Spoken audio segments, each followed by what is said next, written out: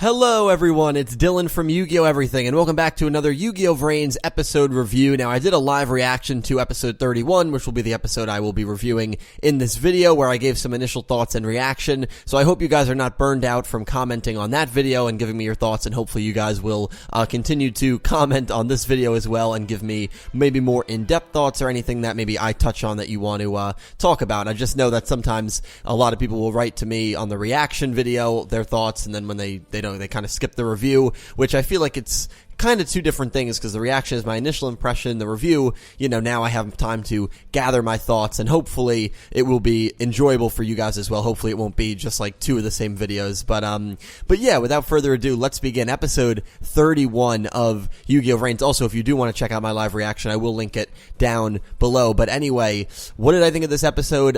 Generally, I thought this was one of the best episodes we have had. This was probably the best episode I would say we've had since the Akira duel. I really think that this was the best duel we've had since the Akira duel, honestly. It was only one episode, but, there's sometimes where duels don't need to be 2, 3, 4, 5 episodes to be really good, impactful duels, and I thought that's exactly what this duel was. I really did. We have Emma versus Revolver. It was great to see Revolver back. It was kind of good to see Emma back in dueling action, because she hasn't dueled now in about 4 months, so it was good to see her back, and she was forced into this duel. She obviously didn't want to duel, and I thought she put up a good fight. I really did. I thought in the beginning of this duel, she made a lot of good moves. The one card that changed everything is still a card that we do not know the name of. Even when you go to the Wikipedia page, it says like unnamed trap card, and it was the card that Revolver used that wiped out Emma's entire field. And the first time I watched the episode, when Emma was kind of getting killed at the end, right before she died, she said Revolver has a terrifying card. I thought she was referring to the new Topologic monster that he just acquired, but upon rewatching it, and let me know what you guys think about this, I actually think she's referring to that trap card that he used. And it reminds me a lot of, and this is going to be very obscure, it reminds me a lot of Season 5 of Duel Monsters, the very beginning of it, where Siegfried, I don't know if you guys remember him, the guy with pink hair, that duel is still kind of fresh in my head because it was on the list of top 10 shocking defeats, when he dueled Weevil and Rex, and he defeated them so swiftly by using a card that was not named and just had this ridiculous effect that literally made their life points go from 4,000 to 0. Then he ended up using the card against Joey or Janucci.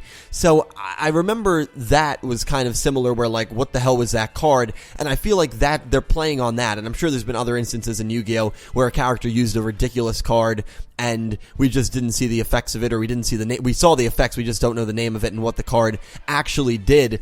A lot of people, including myself when I first saw it, are speculating that this could have been a mirror force. It genuinely could have been a mirror force. Now, I'd like to think it's maybe a little different than that, but the effect seemed to have been the same exact effect as a mirror force. The attack came in, mirror force was activated, and it just wiped out all of Emma's monsters. That was the card, and that was the point in this duel. The point in this episode, I should say, that changed the entire duel around. I thought that Emma in the beginning did really well. Topologic was completely neutralized. She had a great strategy to get rid of Topologic, and in this, it does suck, and I said this in the reaction, that Emma really is one of the more competent duelists that we've seen in a while, but I'm just worried that she's going to kind of go down the My Valentine route, and she continues to really remind me of a My Valentine character. And what I mean by that is Mai was also built up in the beginning to be a really strong, talented duelist, and then when you look back at Duel Monsters and you look at the duels she's competed in, she really never beat any important character. And it was kind of a shame for her, because she had to duel Yugi, she had to duel Joey, she had to duel, well, she could have beaten Taya, but she surrendered on her own will. She had to duel Yami Marek. Like, she had to duel a lot of heavy hitters.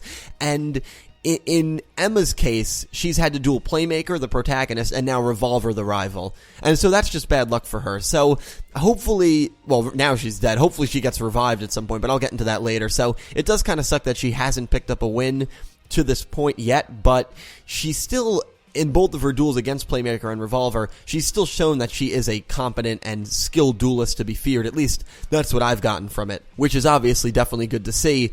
So Emma completely neutralizes Topologic. She gets rid of it. She blocks its attack, gets rid of its effects, and then returns it back to the extra deck. So Revolver's first turn was really, it was good because he got Twin Triangle and then Topologic. That was the move he did with the Link summons. So that was good to get Topologic out. He wanted to end it as soon as possible. But Emma countered. Emma had a brilliant counter.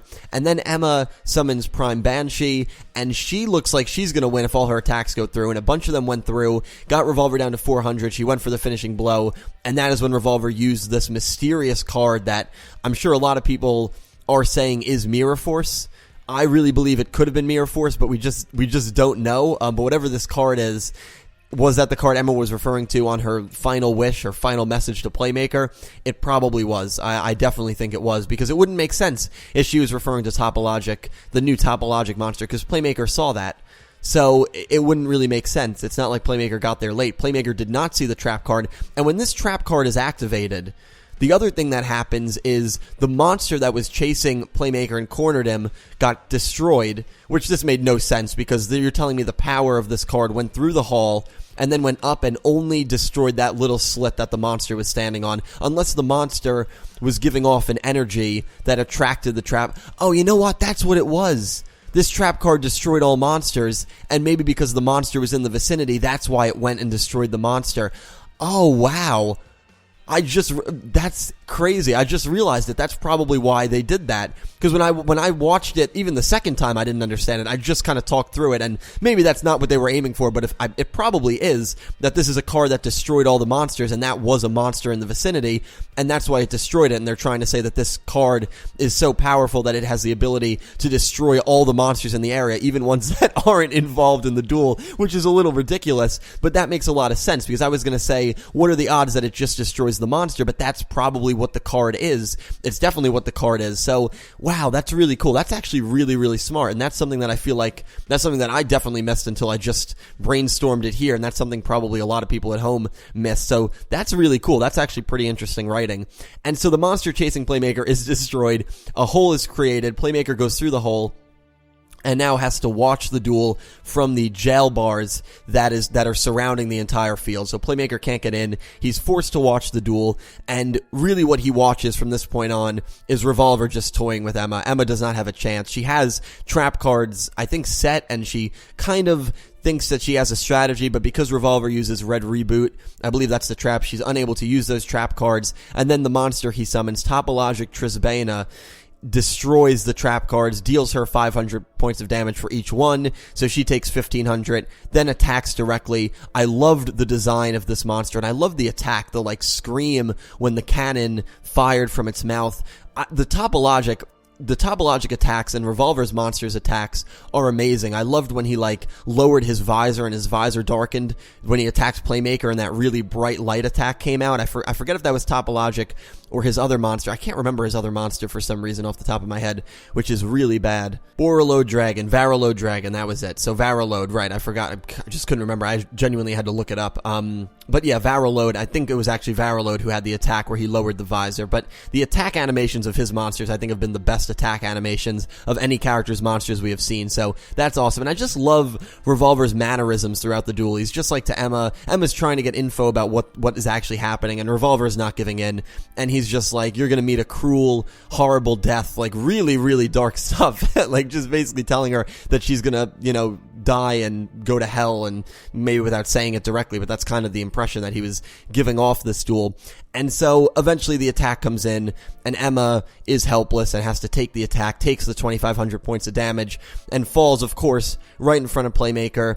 And this is really our first death scene that we've got. A Blue Angels scene after her loss to Playmaker was kind of similar. I guess that was, I think, a little sadder. I think the music fit that scene a little more, and just kind of seeing her wings fly off, and you do feel bad for her character.